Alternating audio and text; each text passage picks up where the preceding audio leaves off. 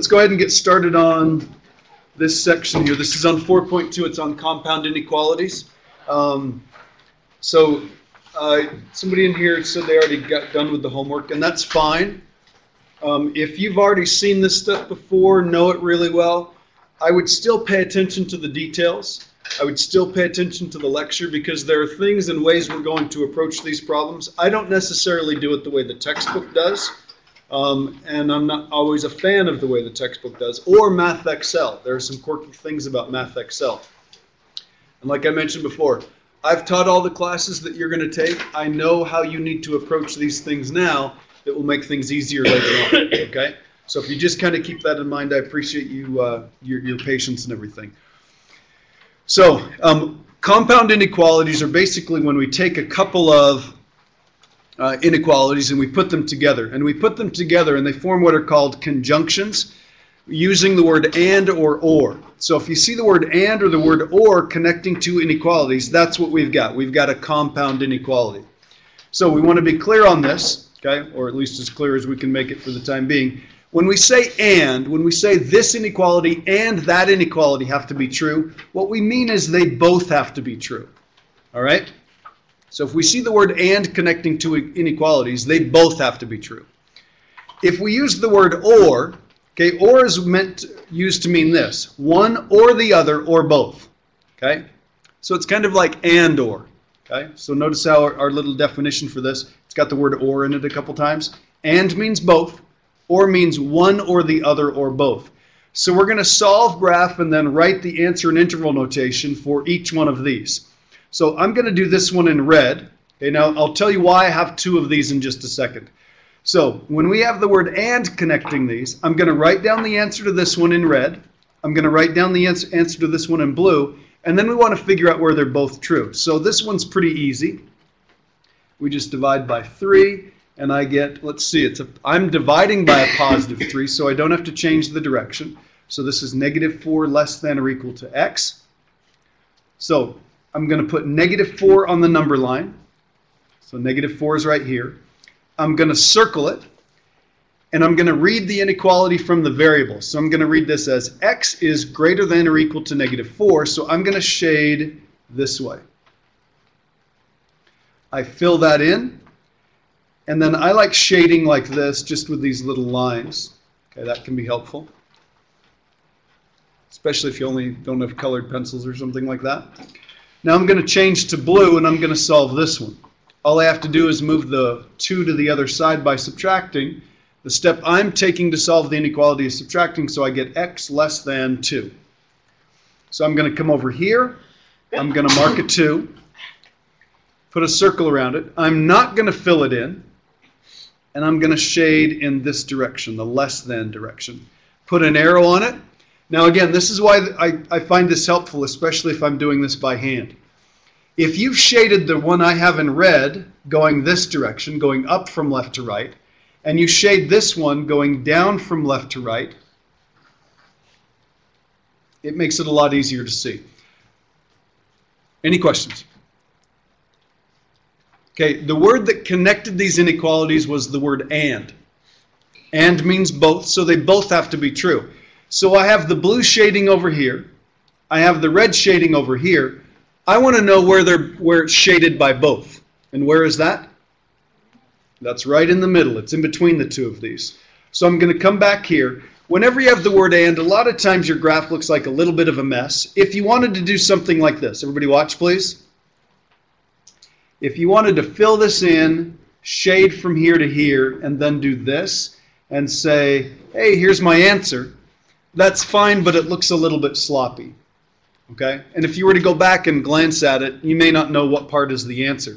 So I'd prefer you do something like this. Come over here, this is -4, this is 2, circle around the 2, circle around the 4, fill it in, and then shade everything in between. That just looks a little bit better as far as graphing the answer.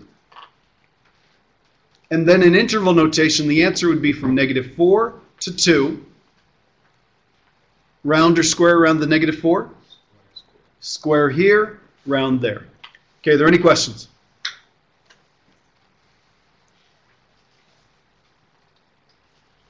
Okay.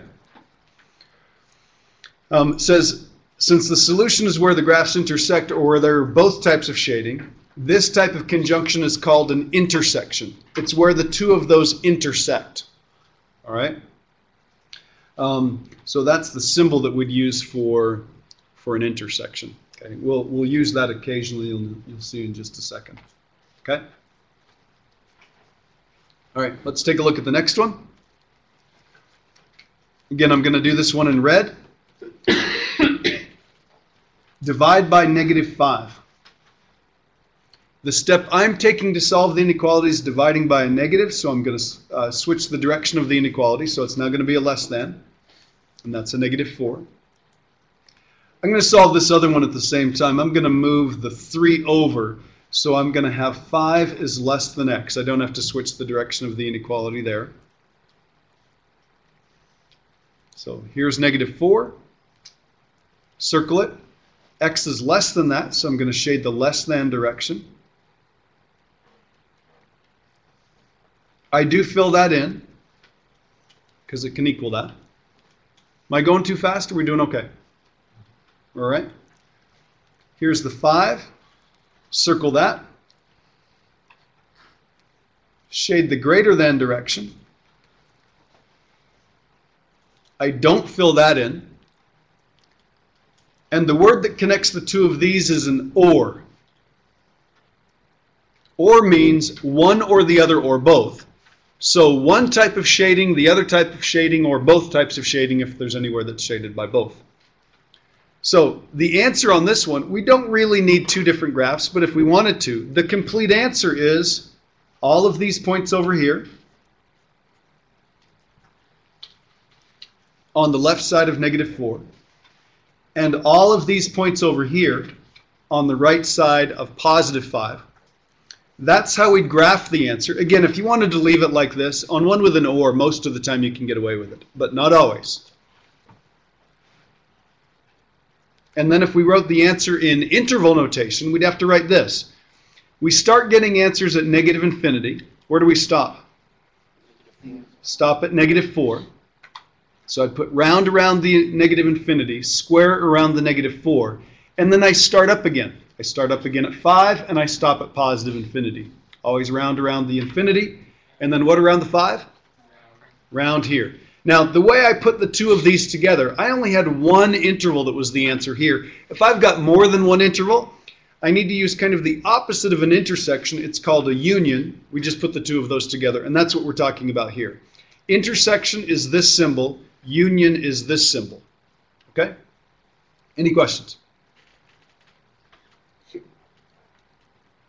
All right. So to kind of sum up, that's the basic idea behind this. And means both, and the symbol we use for that intersection of where they both overlap is this intersection symbol right here. Or means one or the other or both, and the symbol that we use to combine those, okay, this stuff over here, throw it all together, is this union symbol there. So you have a few problems on your assignment that are literally, here are a couple different sets. Do you understand what those symbols mean? This is an intersection. Intersection is this guy right here. What word would it translate to? And, or what's in both of them. So are there any numbers that are in both of these? Let's see, 4 is and 16 is. So our answer for the intersection would be 4, 16. It would just be that set right there. That's it. That's all there is to it. We want the union of the two of these. So we want anything that's in one, anything that's in the other, or anything that's in both. So the easiest way to write these down is start with the first set, 1, 2, and 4. Do I need to write 4 again? Nope, it's already in the set. 6 and 8 need to be in there also. Those are the answers. Literally that simple. That's what the intersection means. Got to be in both.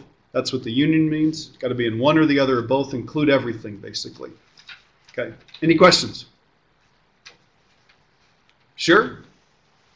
All right. Then let's take a look here. I think I've got a typo on yours. I changed this. It's number 46, the two of these. Most of the time we're going to run into compound inequalities that look like this.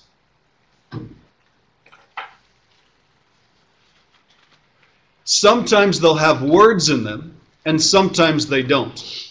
Okay, and the ones that don't, the only compound inequality that can be written without a word, okay, or that intersection symbol, okay, is an intersection.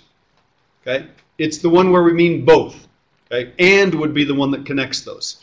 So if I have something like this, it says graph and write in interval notation for each compound inequality. So this one right here means the y's have to be greater than or equal to -6 and at the same time less than or equal to 0. So it literally, if you broke it apart, means this.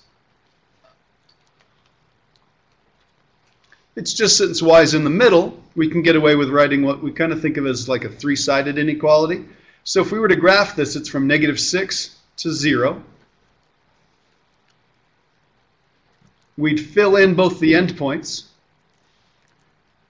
And it's got to be greater than, so it's on this side, and less than, so it's on this side, so it's everything in between. And then interval notation's a piece of cake to write. We start at -6, stop when we get to 0, square brackets around both of them.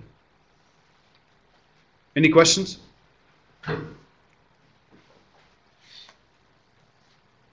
All right. What does the word or mean? One, the other, or both. So anything that's shaded here, so let's go ahead and graph this.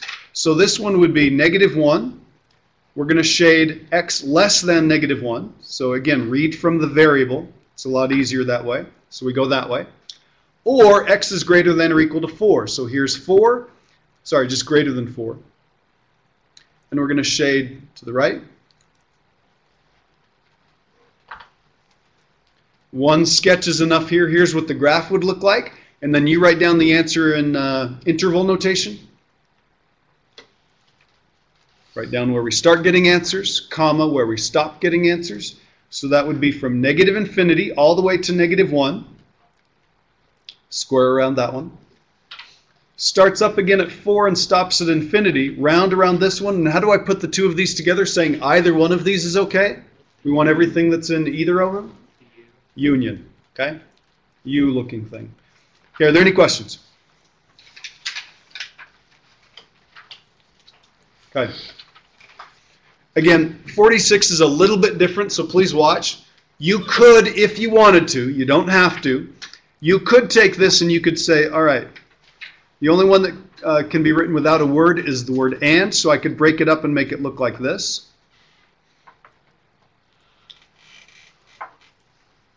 You could do that, and in the next couple sections next week we're going to learn where there are some problems where you definitely want to break it into a couple pieces. On this it's a little bit silly. You could go through and solve this one, so you'd add 3, solve this one, you'd add 3, or most of the time it's just easier to do this. Everybody with me? Kind of solve it like a three-sided equation. Add 3, add 3, add 3. What's the step I'm taking to solve the inequality?